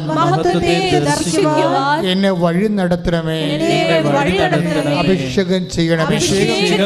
ശ്രദ്ധിക്കട്ടെ. പരിശുദ്ധ പരമ ദിവ്യകാരുണ്യത്തിന്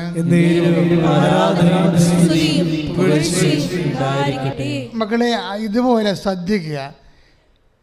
ഇത്തരം ദൈവസ്നേഹമില്ലാതെ ആണ് നിങ്ങൾക്ക് വേണമെങ്കിൽ ഈ ഉടമ്പടിയുടെ കാര്യങ്ങൾ ചെയ്യാൻ പറ്റും.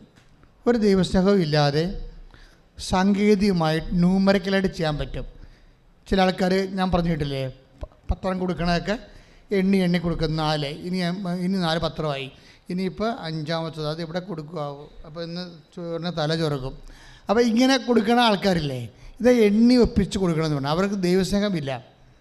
അവർ ഉടമ്പടി എടുത്തതിൻ്റെ പേരിൽ ആരൊക്കെ പറഞ്ഞിട്ട് എന്തൊക്കെ ചെയ്ത് കൂട്ടുകയാണ്.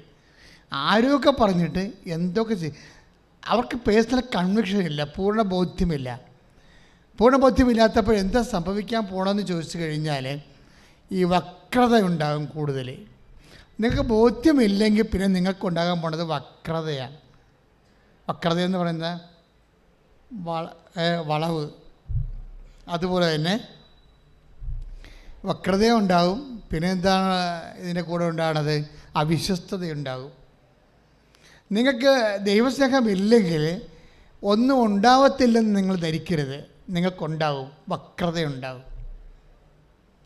എന്താ സാഹചര്യത്തിൽ ദൈവത്തെ എങ്ങനെ പറ്റിക്കാം, ദൈവത്തെ എങ്ങനെ സൂത്രപ്പണി കൊണ്ട് കണ്ണി പൊടിയിടാം, ചെയ്യാൻ പോണ ശുശ്രൂഷയെ എങ്ങനെ ലോകത്തിൽ ചെയ്യാൻ പറ്റും. ഇപ്പോൾ തന്നെ ഞാൻ ഉദാഹരണത്തില്ല, ബന്ധുക്കളെ പോയി കാണുക. രോഗികളെ കാണാൻ പറഞ്ഞ സ്ഥിതിക്ക് നമ്മൾ ഏറ്റവും അടുത്തുള്ള ബന്ധുക്കളെ പോയി കണ്ടിട്ട് വെറുതെ ചുമ്മാ അവിടെ ഇരുന്ന് എന്തെങ്കിലുമൊക്കെ വർത്തമാനം പറഞ്ഞ് പിരിഞ്ഞു പോവുക. ബന്ധുക്കളാണ്, അതാണ് ശ്ലോകത്തിൽ കഴിക്കണമെന്ന് പറയുന്നത്. അപ്പോൾ രോഗികളെ കണ്ടെന്ന് പേരുമാകും, ദൈവത്തിൻ്റെ കണ്ണി പൊടിയും വിട്ട്. ഇതിന് വക്രതയെന്ന് പറയും. വക്രത. ചില ആൾക്കാരൊക്കെ ജീവിതത്തിൽ ഉടമ്പടി എടുത്തില്ലായിരുന്നെങ്കിൽ അവർ കുറച്ചുകൂടി രക്ഷപ്പെട്ടു പോയേനെ. എന്താ കാര്യം? ഇവരുടെ വക്രത പുറത്ത് വന്നില്ലേ ഇപ്പം? അതാണ് പ്രശ്നം. ഉടമ്പടി എടുത്തപ്പോൾ ദൈവത്തിൻ്റെ മുമ്പിൽ നിങ്ങൾ വക്രതയുള്ളവരായി മാറി. അവിശ്വസ്ത കാര്യം എന്ന് വെച്ചാൽ അവർ ഇപ്പം തന്നെ പത്രം തന്നെ എത്രയോ മനുഷ്യരാണ് പത്രം. ഇപ്പോൾ കഴിഞ്ഞ ദിവസങ്ങളിൽ ഞാനീ പറഞ്ഞ ഗ്രീൻ അവരുടെ പേരുന്ന മേരി ഗ്രീൻ, അവരോട് പറഞ്ഞു, അവരോട് ഈ പത്രം കൊടുത്തുകൊണ്ട് നടന്നപ്പോൾ മറ്റുള്ളവർ അവരോട് പറഞ്ഞു, ഇങ്ങനെ എന്തെങ്കിലും കാര്യങ്ങൾ നേടാൻ വേണ്ടി എന്തെങ്കിലും കാര്യങ്ങൾ ദൈവത്തോട് ചെയ്യുന്നതിൽ ഞാൻ വിശ്വസിക്കണില്ല എന്ന് അവരോട് എതിരഭിപ്രായം പറഞ്ഞു. അപ്പോൾ ഉടനെ ഇവർ തിരിച്ചു പറയും. ഇവരെന്താ പറയണത്? അങ്ങനെയല്ല, നിങ്ങൾ ഉടമ്പടി എടുത്താൽ നിങ്ങൾക്ക് മനസ്സിലാകും, അതിങ്ങനെ പത്രം കൊടുക്കുകയും വാങ്ങിക്കുകയും ചെയ്യുന്ന പരിപാടിയല്ല, അതൊരു ജീവിത രീതിയാണെന്ന്. അതാണ് വിഷയം. അവർക്കവിടെ ബോധ്യമുണ്ട്. ഇപ്പോൾ ആയുർവേദ ഡോക്ടറാണ്, അവർക്കാണ് ഈ 5ാം റാങ്ക് കിട്ടിയിരിക്കണത്. ഇപ്പോൾ 5ാം റാങ്ക് കിട്ടിയിട്ട് എന്ത് ചെയ്തറിയാമോ? അവർക്ക് ദൈവത്തെക്കുറിച്ചുള്ള കൺസെപ്റ്റ് ഭയങ്കര സീരിയസ് ആയത് കാരണം ദൈവം ഇവരെന്നാ ചെയ്തിരിക്കണം? സർജറി കൊടുത്തിരിക്കും. സർജറിക്ക് 2 സീറ്റ് ഇന്ത്യയിലുള്ളു. ആയുർവേദക്കാർ സർജറിക്ക് പോയപ്പോഴല്ലേ പണ്ട് MBBSകാർ സമരത്തിന് പോയത്. ഇപ്പോൾ സർജറി ഇപ്പോഴും ഉണ്ട്. ആയുർവേദത്തിൽ സർജറി കിട്ടാൻ പാടാ. 2 സീറ്റോ 3 സീറ്റേ ഉള്ളൂ. 5ാം റാങ്ക് കാലത്ത് കിട്ടത്തില്ല. 2ാം റാങ്ക് 1ാം റാങ്കുമാണ് സർജറി കിട്ടണത്. പക്ഷെ അമ്മ ഇവർക്ക് സർജറി കൊടുത്തിരിക്കണം. എന്താ കാര്യം? ഇവർക്ക് ബോധ്യമുണ്ട് സംഭവങ്ങളാണ്.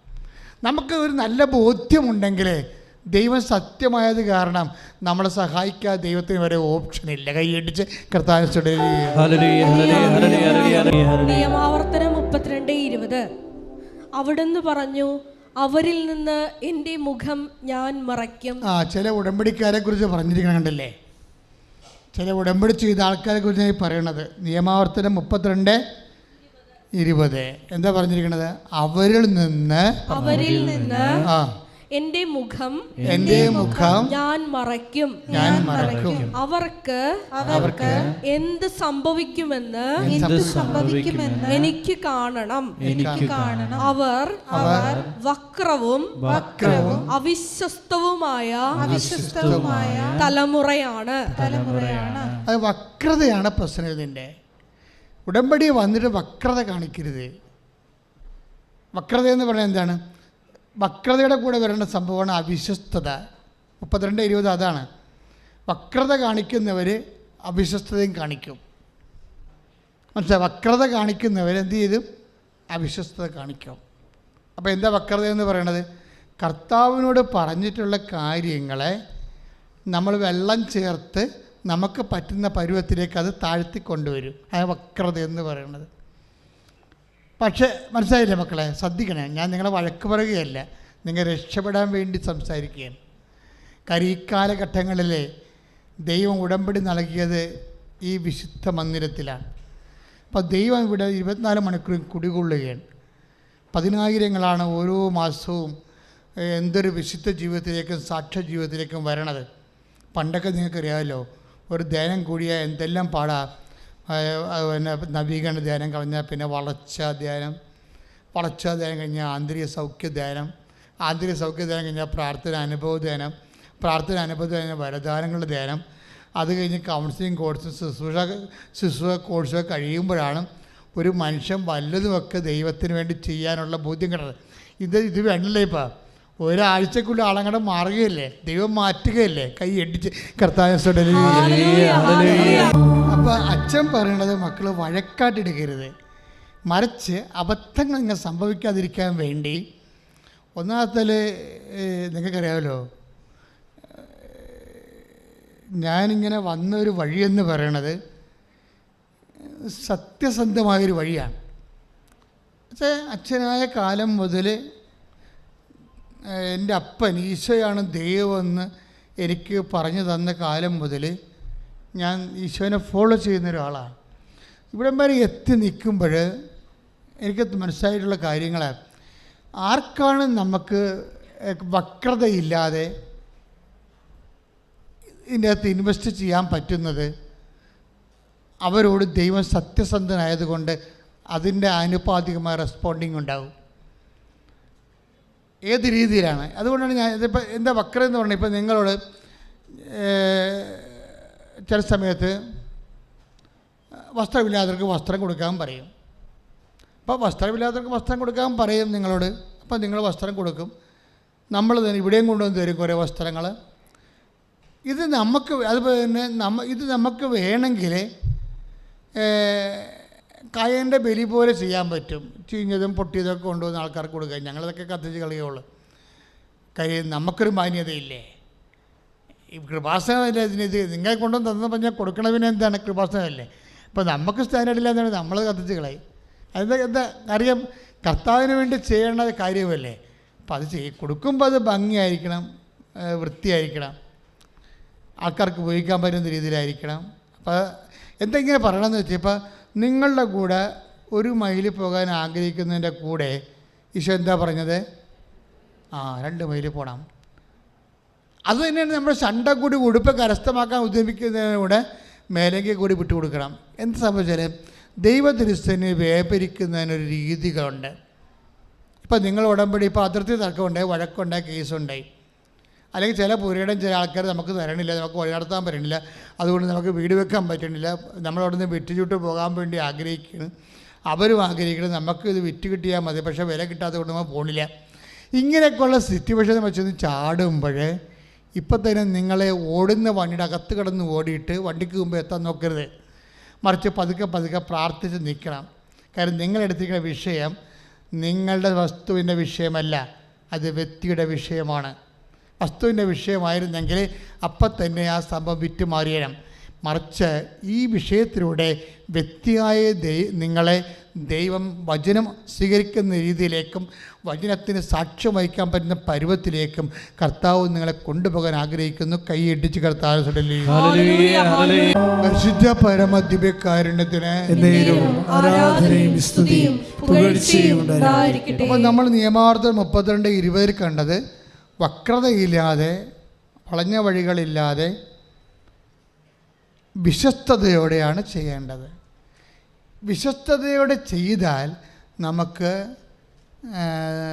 കഴിഞ്ഞ ആഴ്ച ഞാൻ പറഞ്ഞായിരുന്നു, നിങ്ങൾ വിശ്വസ്തയോടെയാണ് ചെയ്യണമെങ്കിൽ എക്സ്ട്രാ ആയിട്ട് നിങ്ങൾക്ക് കർത്താവിൻ്റെ കരുണയുടെ സബ്സിഡി ലഭിക്കുമെന്ന് പറഞ്ഞായിരുന്നു ഇല്ലേ?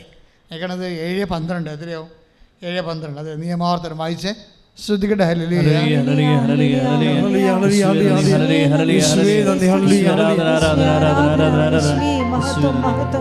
നിയമാവർത്തനം 7:12. നിങ്ങൾ ഈ നിയമങ്ങൾ കേൾക്കുകയും വിശ്വസ്തയോടെ പാലിക്കുകയും ചെയ്താൽ നിങ്ങളുടെ ദൈവമായ കർത്താവ് നിങ്ങളുടെ പിതാക്കന്മാരോട് ശപഥം ചെയ്തിട്ടുള്ള ഉടമ്പടിയും കരുണയും നിങ്ങളോടും പുലർത്തും. അപ്പോൾ ഉടമ്പടിയിൽ പറഞ്ഞിരിക്കുന്ന കാര്യങ്ങൾ മാത്രമല്ല, വേറൊരു സംഭവം കൂടി പറയുന്നുണ്ട് അവിടെ. എന്താണത്? കരുണ. അതാണ് സബ്സിഡി എന്ന് പറയുന്നത്. അതിൻ്റെ ഇല്ലാത്തതാണ്. നിങ്ങൾ ദൈവതിരുസ്ഥന് സത്യസന്ധമായിട്ടും വിശുദ്ധയോടെ വിശ്വാസത്തോടെ നിൽക്കുമ്പോൾ ചില കാര്യങ്ങൾക്ക് കരുണയെന്ന് പറഞ്ഞാൽ എന്താണ്? നമുക്ക് മെറിറ്റില്ലാത്ത not by merit but by grace. അത് കഴിഞ്ഞാൽ അതാണ് കരുണ ലഭിക്കുമെന്ന് പറയുന്നത്. അപ്പോൾ ഉടമ്പടി വർക്ക് ചെയ്യണത് നോട്ട് ബൈ മെറിറ്റിലാണല്ലേ. അപ്പോൾ ഒരു കാര്യം നിങ്ങൾ വക്രതയില്ലാതെ അവിശ്വസ്തതയില്ലാതെ ഉടമ്പടിയിൽ ഒരു വ്യക്തി ദൈവവുമായിട്ട് ജീവിതം പുനഃക്രമീകരിക്കുമ്പോൾ ഉടമ്പടി പ്രകാരം വാഗ്ദാനം ചെയ്യുന്ന ആനുകൂല്യങ്ങളുടെ കൂടെയാണ് നമ്മൾക്ക് എക്സ്ട്രാ ആയിട്ട് കരുണ ലഭിക്കുന്നത്. ഇനിയും തിരിച്ചിട്ട് പറഞ്ഞാൽ എന്താ സംഭവിക്കുന്നത്? എക്സ്ട്രാ കരുണ ലഭിക്കാൻ നമ്മൾ എന്ത് ചെയ്യണം? വക്രത കാണിക്കാതെ ദൈവത്തോട് വിശ്വസ്തത കാണിക്കണം. കൈ ഇടിച്ച് കർത്താവിനെ പരിശുദ്ധ പരമ ദിവ്യകാരുണ്യത്തിന്. എൻ്റെ മക്കളെ, നമ്മളെ കേട്ടുകൊണ്ടിരിക്കുന്ന വചനം എന്താണ്? വക്രതയോ അവിശുദ്ധതയോ കാണിച്ചാൽ ഇത് പറ്റും, ഞാൻ എൻ്റെ മുഖം മറക്കുച്ച് കളയും. അതല്ലേ നിയമാവർത്തനം 32:20 എന്താ പറയണത്? ഉടമ്പടിയിൽ നിങ്ങളെ വക്രതയോ, കഴിഞ്ഞ ദിവസങ്ങളിൽ ഒരു അച്ഛൻ്റെ വൈഫ് ഇവിടെ ഉടമ്പടി എടുത്തായിരുന്നു. കഴിഞ്ഞ ആഴ്ച ഞാൻ പറഞ്ഞത്. അപ്പോൾ അവർ പറയണത് കേട്ടിട്ട് വേറെ ആൾക്കാർ വന്ന് എന്നോട് പറഞ്ഞാണ്, അവർ ഉടമ്പടി എടുത്തിട്ട് പിന്നെ അവർ നിന്നുകൊണ്ട് മറ്റുള്ളവരുടെ കൂട്ടുകാരോട് പറയും, ഇതൊക്കെ എങ്ങനെ ചെയ്യാൻ പറ്റും, എന്ത് കഷ്ടപ്പാടാണെന്ന്. ഇത് എടുക്കണം ഓർക്കണ്ടേ? ദാറ്റ് മീൻസ് അവർ വക്രത കാണിക്കാൻ തീരുമാനിച്ചെന്ന് അർത്ഥം. നിങ്ങളിത് ദൈവദൃശ്യത്തിന് ചെയ്യുമ്പോൾ തന്നെ ചില ആൾക്കാരെ ദൈവത്തെ പറ്റിക്കാൻ തീരുമാനിച്ചെന്നർത്ഥം. അങ്ങനെ വന്നാൽ എന്താ സംഭവിക്കണത്? 32:20 വായിച്ച് ശ്രുതിക്കട്ടെ. അവിടുന്ന് പറഞ്ഞു, അവരിൽ നിന്ന് എൻ്റെ മുഖം ഞാൻ മറയ്ക്കും. നിങ്ങൾ വക്രത കാണിച്ചാൽ എന്ത് സംഭവിക്കും? 32:20 അവരിൽ നിന്ന് എൻ്റെ മുഖം ഞാൻ മറയ്ക്കും. അതാണ് പ്രശ്നം. കർത്താവിൻ്റെ മുഖം മറന്നു കഴിഞ്ഞാൽ അതിൻ്റെ അർത്ഥമെല്ലാം മനസ്സിലായ. കർത്താവിൻ്റെ മുഖം എന്ന് പറയുന്നത് നമ്മളെ ഒരു വ്യക്തിയുടെ സുരക്ഷിതത്വം എന്താണ്? ഇപ്പോൾ ഒരു കുഞ്ഞ് ഓടി നടന്ന് കളിക്കുകയാണ്, അമ്മ അവിടെ ഇരിപ്പുണ്ട്. അപ്പോഴേ അമ്മയുടെ കൺവട്ടത്താണ് കുഞ്ഞ് ഓടി നടന്ന് കളിക്കുന്നത്, അല്ലേ? അതാണ് കുഞ്ഞിൻ്റെ സുരക്ഷിതത്വം. ഇൻ കേസ് എവിടെയെങ്കിലും കരുതിട്ട് വീണാലും അമ്മ ഓടിച്ചു നിൽക്കും. ദൈവത്തിൻ്റെ മുമ്പിൽ നിൽക്കുക എന്ന് വെച്ച് കഴിഞ്ഞാൽ സുരക്ഷിത മേഖലയിലായിരിക്കുക എന്നതിൻ്റെ അർത്ഥമല്ല. കണ്ണും മൂക്കും പറ്റി ദൈവം നിങ്ങളുടെ മുമ്പിൽ ഇരിക്കണമല്ല. ദൈവത്തിൻ്റെ മുമ്പിൽ നിൽക്കുക. ഒരു വ്യക്തി ഉടമ്പടി വ്യക്തിയായിട്ട് ചെയ്യുന്നോ വിശ്വസ്തയോട് ചെയ്യുന്നതെന്ന് വെച്ച് കഴിഞ്ഞാൽ അവൻ ദൈവത്തിൻ്റെ മുമ്പിലാണ് എന്ന് വെച്ചാൽ അവനും അവളും സംരക്ഷണ വലയത്തിലാണ്. കൈയിടിച്ച് കർത്താവിനെ ചൊല്ലി. നിങ്ങൾ ദൈവം ബ്ലെസ് ചെയ്യുന്ന സമയമാണ്. അച്ഛൻ നിങ്ങൾക്ക് വേണ്ടി പ്രാർത്ഥിക്കാൻ തുടങ്ങുന്നു. അതിശക്തം കർത്താവ്, നിങ്ങളുടെ രോഗങ്ങൾ, നിങ്ങളുടെ വിഷമതകൾ, ഹൃദയത്തിൻ്റെ ഭാരങ്ങൾ, അടിപോലെ ഇരിക്കുന്ന ഹൃദയത്തിൻ്റെ അവസ്ഥകൾ എല്ലാം മാറ്റപ്പെടാൻ വേണ്ടി കർത്താവെ നിൻ്റെ വിശുദ്ധ പൗരോഹിത്യത്തെ നീ മഹത്വപ്പെടുത്തി പ്രാർത്ഥിക്കുന്ന, സഭയിലുള്ള സാന്നിധ്യം പ്രകടമാക്കണം പ്രാർത്ഥിക്കുന്ന 36 വർഷം ഞാൻ അർപ്പിച്ച കൃപായുടെ യുഗതയാൽ കൃപാസാൽത്താരയിൽ ജീവനോടെ പ്രത്യക്ഷപ്പെട്ട മാതാവിന്റെ മാധ്യസ്ഥത്തിൽ എല്ലാ ഭാരങ്ങളും, എല്ലാ ആശ്വാസങ്ങളും, എല്ലാ രോഗങ്ങളും യേശു നാമത്തിൽ മാറിപ്പോകട്ടെ. സ്തുതിക്കട്ടെ.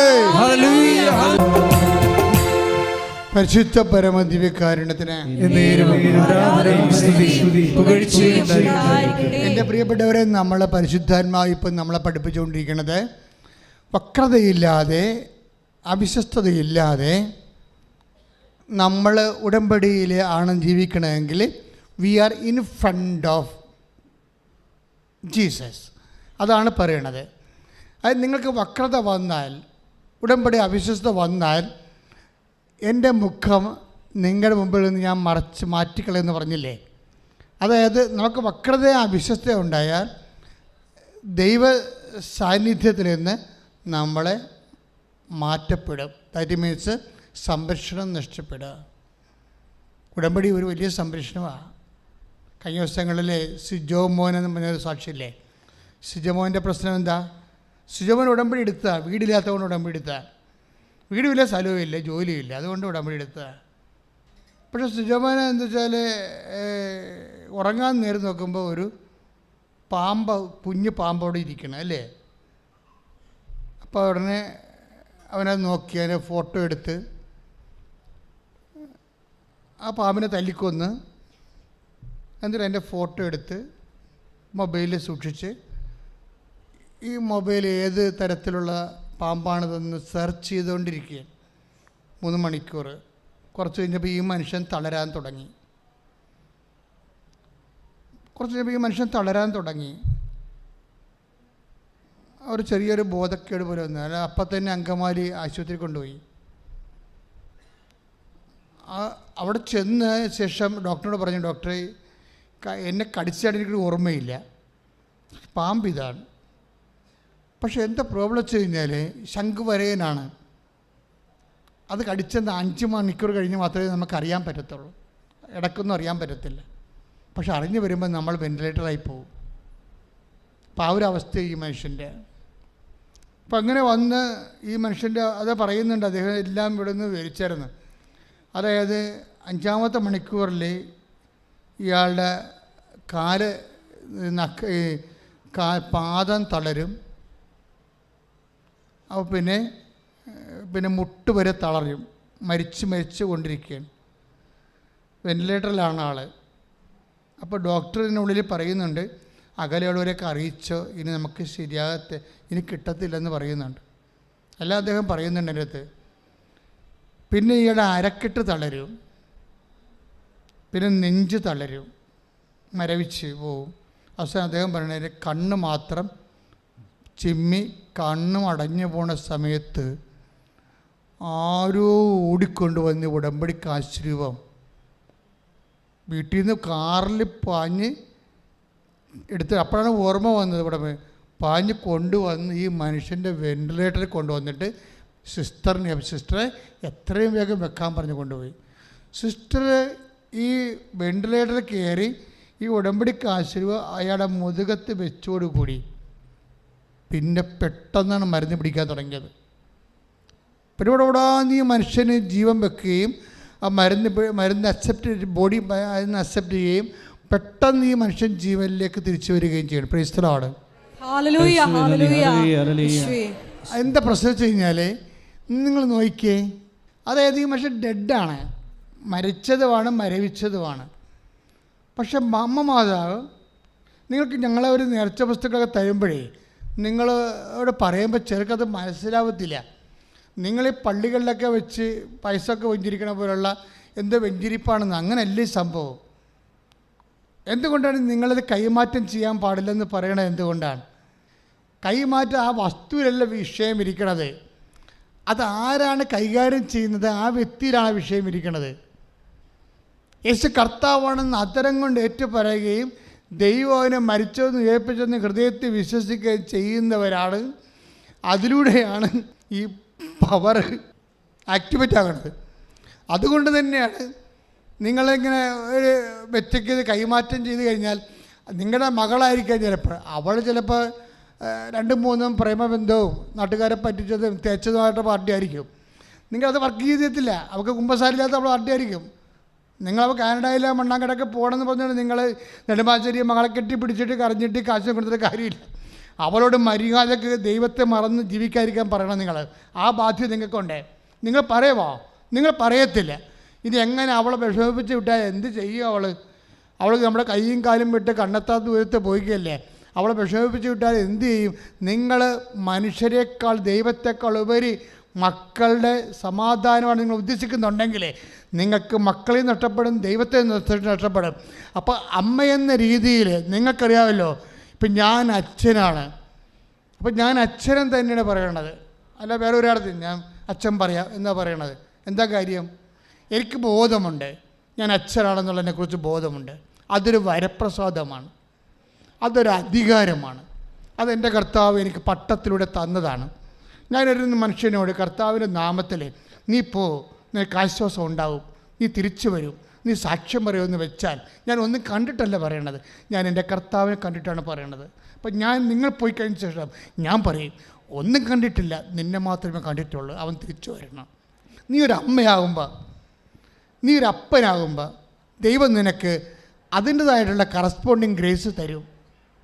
അത് നിൻ്റെ മക്കൾക്ക് അഴിവിട്ട് പോകാതിരിക്കാൻ വേണ്ടി ഉപ്പ് പോലെ പ്രവർത്തിക്കാൻ വേണ്ടി ദൈവത്തിൻ്റെ കൃപയാണ്. നീ ആ ഒരു ബോധമുണ്ടാകണം. പണ്ട് ഞാനൊരു സാക്ഷ്യം ഇവിടെ കേട്ടിട്ടുണ്ട്. അവർ സാക്ഷ്യം പറഞ്ഞു, ഇതാണ് അവരുടെ മകള് വേറെ ഒരുത്തനെ പ്രണയിച്ചു. അപ്പോൾ ഉടനെ ഈ അമ്മ അത് അറിഞ്ഞ ശേഷം അവൻ്റെ ഫോൺ നമ്പർ വിളിച്ചിട്ട് പറഞ്ഞു, എടാ എൻ്റെ മകൾ കർത്താവിൻ്റെ അടുത്തറി ജ്ഞാനസ്ഥാനം സ്വീകരിച്ച ആളാണ്, നീ അത് സ്വീകരിച്ചിട്ടില്ല, അതുകൊണ്ട് തന്നെ എൻ്റെ മകളെ ദൈവം നിനക്ക് തരത്തില്ല, നീ നിൻ്റെ കാര്യം നോക്കിക്കൊള്ളാൻ പറഞ്ഞു. അതെന്താ കാര്യം? അധികാരമാണ്. പക്ഷേ ഇവർ വലിയ ചക്രം പീരമാണെന്ന് പറഞ്ഞൊരു കാര്യമില്ല. കർത്താവ് ഇടപെട്ട് ഒറ്റ ആഴ്ച കൊണ്ട് സഹായം പൊളിച്ചത് കഴിക്കട്ടെ. അത് അധികാരമെന്ന് പറയുക. അമ്മമാർക്ക് അധികാരമുണ്ട്, അപ്പന്മാർക്ക് അധികാരമുണ്ട്. ദൈവം നിങ്ങളെ അമ്മയാക്കിയപ്പോഴേ, ദൈവം നിങ്ങളെ ഭാര്യയാക്കിയപ്പോഴേ, ദൈവം നിങ്ങളെ ഭർത്താവാക്കിയപ്പോഴേ ദൈവം നിങ്ങൾക്ക് നൽകുക അധികാരം. നിങ്ങൾ ദൈവത്തിന് വേണ്ടി വിനിയോഗിക്കാൻ തയ്യാറായാൽ ദൈവം ആരാണെന്ന് നിങ്ങൾ മാത്രമല്ല നിങ്ങളുടെ കുടുംബം അറിയും. കൈ ഇടിച്ച് കർത്താവിലല്ലേ. പരിശുദ്ധ പരമ ദിവ്യകാരുണ്യത്തിന് ഇപ്പോൾ പരിശുദ്ധാത്മാവ് നമുക്ക് നൽകിക്കൊണ്ടിരിക്കുന്ന നോട്ട് എന്താ? അതായത് നമ്മൾ വക്രതയില്ലാതെ വിശ്വസ്തയോടുകൂടി കർത്താവിൻ്റെ ഉടമ്പടി ജീവിച്ചാൽ നമ്മൾ ദൈവത്തിൻ്റെ സംരക്ഷണത്തിൻ്റെ കൺമുമ്പിലാകുമെന്നാണ് പറഞ്ഞത്, ഇല്ലേ? എന്താ, അതൊരു പ്രധാനപ്പെട്ട വിഷയമാണ്. കാര്യം ചില സമയത്ത് നമുക്ക് ഒരു പാപകരമായ അവസ്ഥകൾ ചിലക്കെങ്കിലും ജീവിതത്തിലുണ്ടാകും. പക്ഷെ അപ്പോഴും പരിശുദ്ധാത്മാവ് മിനിമം ഹോളി സ്പിരിറ്റ് നമ്മുടെ ഇന്ന് പൂർണ്ണമായിട്ടും വിട്ടു പോകത്തില്ല. എൻ്റെ മക്കളത് മനസ്സിലാക്കണം. നിങ്ങൾ ചിലപ്പോൾ അങ്ങ് ചിന്തിച്ച് കാണാം, ഞാനിങ്ങനെ പാപിയായിപ്പോയി, അതുകൊണ്ട് പരിശുദ്ധാത്മാവ് മിക്കവാറും പോയി കാണുമെന്ന്. അങ്ങനെയില്ല. ദാവീദ് പാപിയായ സമയത്തും ദാവീദ് പ്രാർത്ഥിച്ചത് എന്താണ്?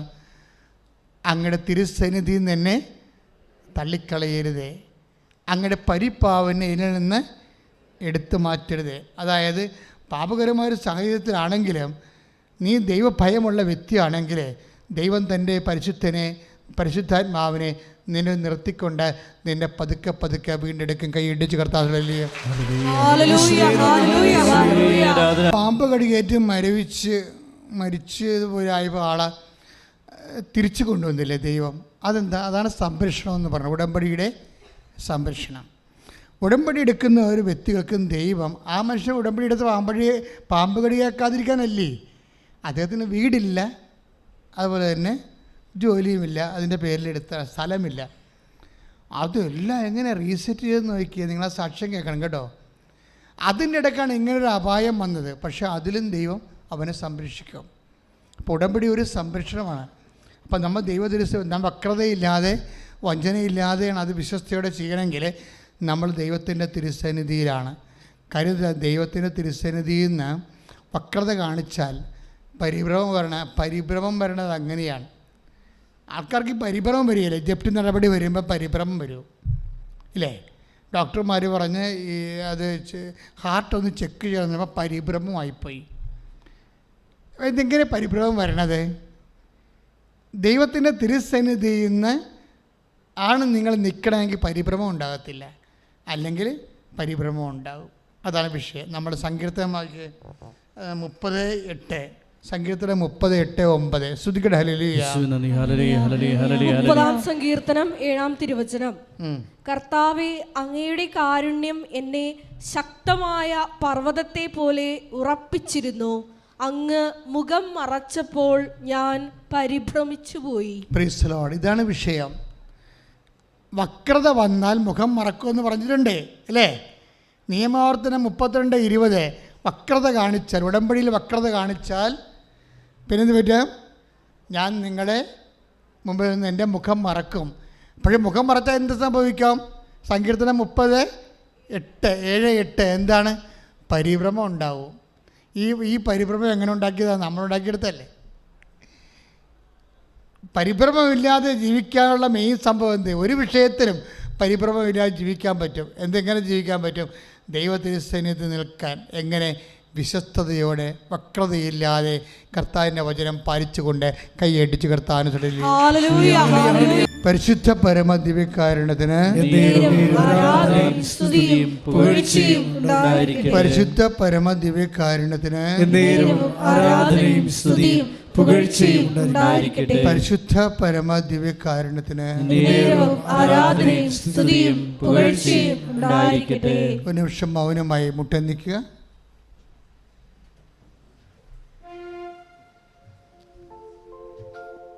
മൗന പ്രാർത്ഥനയുടെ സമയമാണ്. കെട്ടവചനങ്ങളെക്കുറിച്ച് ധ്യാനിച്ചുകൊണ്ട് വക്രതയില്ലാതെ വിശ്വസ്തയോടെ കർത്തൃ തിരുസന്നിധിയിൽ വ്യാപരിക്കാൻ വേണ്ടിയുള്ള കൃപയ്ക്ക് വേണ്ടി പ്രാർത്ഥിച്ചുകൊണ്ട് സ്തുതിച്ചുകൊണ്ട് നിൽക്കട്ടെ. ശ്രുതിക്കട്ടെ. ഹല്ലേലൂയ. ഹല്ലേലൂയ, ഹല്ലേലൂയ, ഹല്ലേലൂയ. യേശുവേ നന്ദി, യേശുവേ ആരാധന. Hallelujah, hallelujah. മഹത്വം, മഹത്വം, ആരാധന, ആരാധന. യേശുവേ ദൈവത്തിരുസന്നിധിയിൽ സത്യസന്ധതയോടെ വ്യാപരിക്കുവാൻ, വക്രതയില്ലാതെ വ്യാപരിക്കുവാൻ, നിയമങ്ങൾ പാലിച്ചു മുന്നേറുവാൻ ഞങ്ങളെ അഭിഷേകം ചെയ്യണമെന്ന് പ്രാർത്ഥിക്കുന്നു. യേശുവേ, ഉടമ്പടിയുടെ ബന്ധനങ്ങള് വിശ്വസ്താപൂർവ്വം പാലിക്കുവാൻ, ദൈവ ഭയത്തോടെ ചെയ്യുവാൻ ഞങ്ങളെ അഭിഷേകം ചെയ്യണമേ. വാസത്തിൽ വന്ന് ഉടമ്പടി എല്ലാ മക്കളെയും സമർപ്പിച്ചു പ്രാർത്ഥിക്കുന്നു. ഹല്ലേലൂയ, ഹല്ലേലൂയ,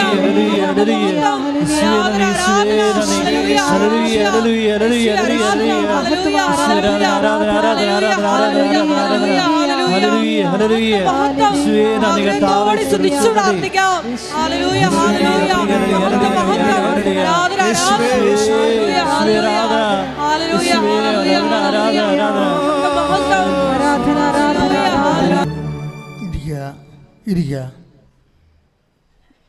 കർത്താവ് തൻ്റെ വാഗ്ദാനങ്ങളിലെ വിശ്വസ്തരാണ്. ഇൻ കേസ് ഉടമ്പടി കാലത്ത് ചെറിയ എന്തെങ്കിലും തരത്തിലുള്ള ഇതുപോലെ കരച്ചിൽ കണ്ടില്ലേ, സഹനമായ ഒരു സാഹചര്യം വന്നു കണ്ട, പക്ഷേ അത് അന്ത്യമല്ല. അതിനെ അവർ പ്രാർത്ഥിച്ച് അതിജീവിച്ചോ ദൈവത്തിൻ്റെ വലിയ മഹത്വത്തിൻ്റെ വിഷയമായി മാറ്റിയത്. ഇതുപോലെ അതുകൊണ്ട് ബൈബിൾ എന്താ പറയണത്? ചില സമയത്ത് സന്ധ്യയിൽ കരച്ചിൽ വരാം, പക്ഷെ പ്രഭാതം വരുമ്പോഴേ സന്തോഷമായി മാറും. അതാണ് നമ്മുടെ ജീവിത അനുഭവങ്ങളുടെ നേച്ചറാണ് പറയണത് കർത്താവിൻ്റെ വചനം. സന്ധ്യയിൽ കരച്ചിൽ വരുന്നു പറഞ്ഞ്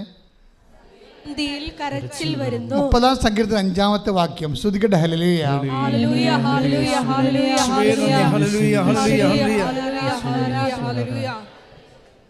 30-ാം സങ്കീർത്തനം 5-ാം തിരുവചനം. എന്തെന്നാൽ അവിടുത്തെ കോപം നിമിഷ നേരത്തേക്കേ ഉള്ളൂ. അത്രേ ഉള്ളൂ. എന്തെന്ന് പറഞ്ഞ എന്തെന്നാൽ അവിടുത്തെ കോപം നിമിഷ നേരത്തേക്കേ ഉള്ളൂ. അപ്പൊ നീണ്ടു നിൽക്കത്തില്ല. മനസ്സിലായില്ലേ? ക്ലിയർ അല്ലേ? അടുത്തത് അവിടുത്തെ പ്രസാദം ആജീവനാന്തം നിലനിൽക്കുന്നു. രാത്രിയിൽ വിലാപമുണ്ടായേക്കാം, എന്നാൽ പ്രഭാതത്തോടെ സന്തോഷത്തിന്റെ വരവായി. അപ്പൊ ഉടമ്പടി എടുക്കുന്ന ഓരോ മക്കൾക്കും ഇടയ്ക്കൊരു ചെറിയ ക്ലേശങ്ങൾ വന്നാൽ നിങ്ങളെ ക്ലേശത്തിൽ നിങ്ങളെ വിട്ടുകൊടുക്കരുത്. നിങ്ങൾ പ്രെയർ ചെയ്ത് പ്രതിരോധിച്ച് കർത്താവിൻ്റെ ഈ സന്ധ്യയെ വിശ്വാസം കൊണ്ട് അതിജീവിക്കണം.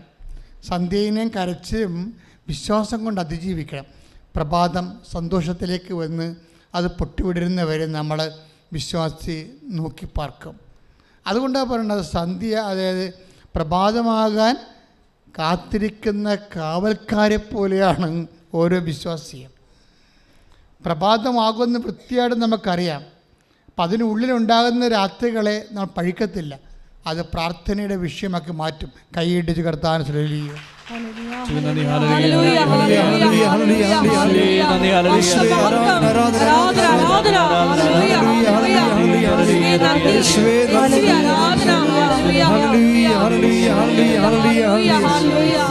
എല്ലാവരും എഴുന്നേൽക്കുക.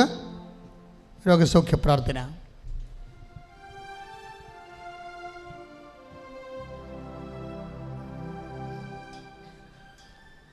സന്തോഷത്തോടെ എഴുന്നേൽക്കുക.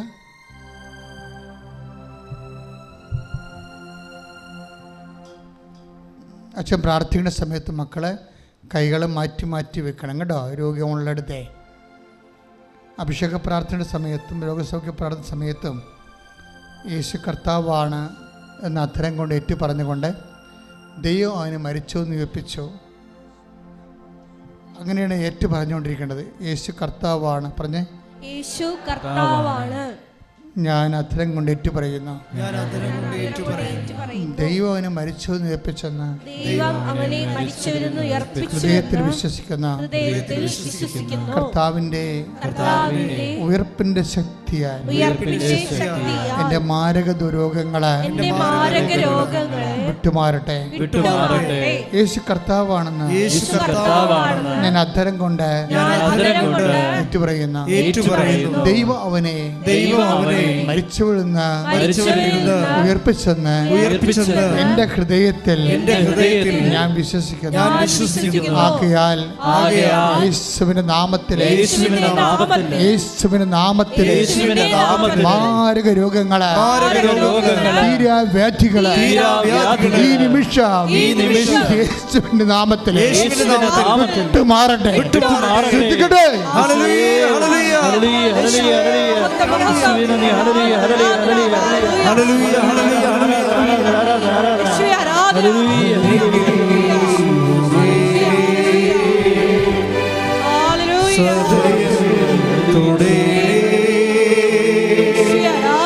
സുഖമായി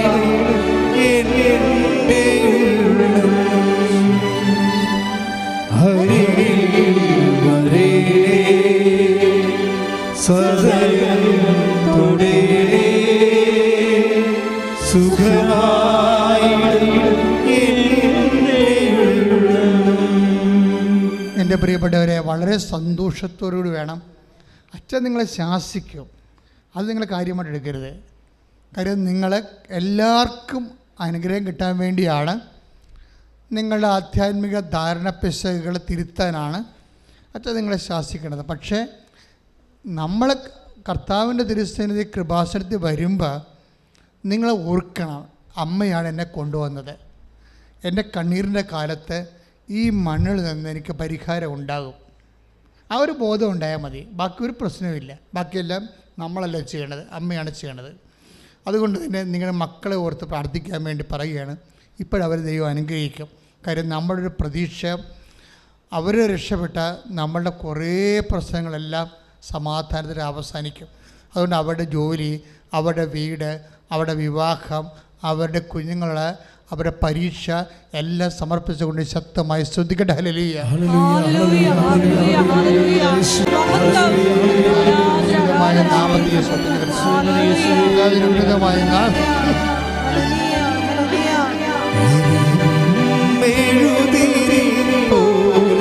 കർത്താവിനുമായ നാമത്തിൽ സഭയുടെ കുരിശിനടിയാളത്തിൽ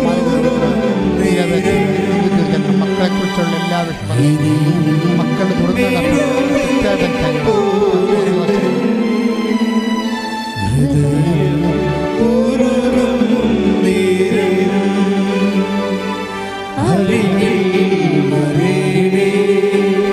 സദയത്തോടെ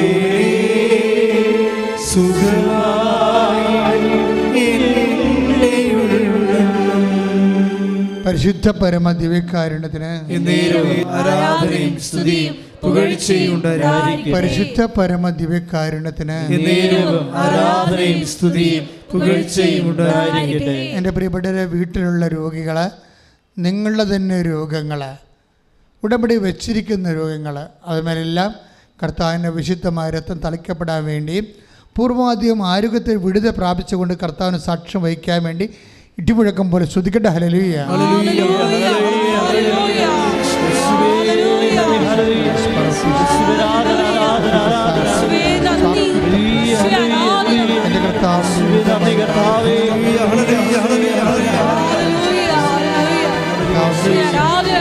എൻ്റെ കുടുംബത്തിലെ എല്ലാ മക്കളെയും സമർപ്പിച്ചു എല്ലാ മേഖലകളെയും കരിഞ്ഞ് അനുഗ്രഹിക്കണമേ എന്ന് പ്രാർത്ഥിക്കുന്നു. Hallelujah, hallelujah.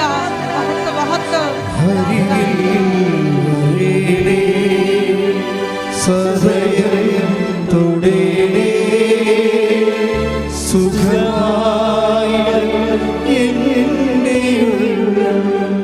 പരിശുദ്ധ പരമ ദിവ്യകാരുണ്യത്തിന് എൻ്റെ പ്രിയപ്പെട്ട ജോലിയില്ലാത്തവർ, അതുപോലെ തന്നെ സാമ്പത്തികമായ ബാധ്യതയുള്ളവർ, വീടില്ലാത്തവർ, വഴിയില്ലാത്തവർ, സർവീസ് പ്രോബ്ലംസ് ഉള്ളവർ, കുടുംബ സമാധാനം ഇല്ലാത്തവർ, കുടുംബം വൈവാഹിക ബന്ധം പിരിയാൻ പോകുന്നവർ, കേസിൽ അകപ്പെട്ടിരിക്കുന്നവർ, വ്യത്യസ്തങ്ങളായ വിഷയങ്ങളിൽ ഉടമ്പടി വച്ചിരിക്കുന്ന വിഷയങ്ങളുടെ മേൽ ദൈവിക വിടുതൽ സംഭവിക്കാൻ പരിശുദ്ധയുടെ മധ്യശേഷ നാമത്തിൽ ശ്രദ്ധിക്കട്ടെ. ഹല്ലേലൂയ. ഹല്ലേലൂയ, ഹല്ലേലൂയ. എല്ലാ ഉടമ്പടി വിഷയങ്ങളെയും ഏറ്റെടുക്കണമേ എന്ന് പ്രാർത്ഥിക്കുന്നു. Hallelujah, hallelujah. ഞങ്ങളെ ഓരോരുത്തരെയും സാക്ഷികളായി ഏർക്കണമേ എന്ന് പ്രാർത്ഥിക്കുന്നു. Hallelujah, hallelujah. മഹത്വം, ആരാധന, ആരാധന. Hallelujah, hallelujah. ആരാധന, ഹല്ലേലൂയ, ഹല്ലേലൂയ. മഹത്വം, മഹത്വം. ആരാധന, ആരാധന. ഹല്ലേലൂയ. മുട്ടേ നിൽക്കുക. മൗനമായി പ്രാർത്ഥിക്കേണ്ട സമയമാണ്.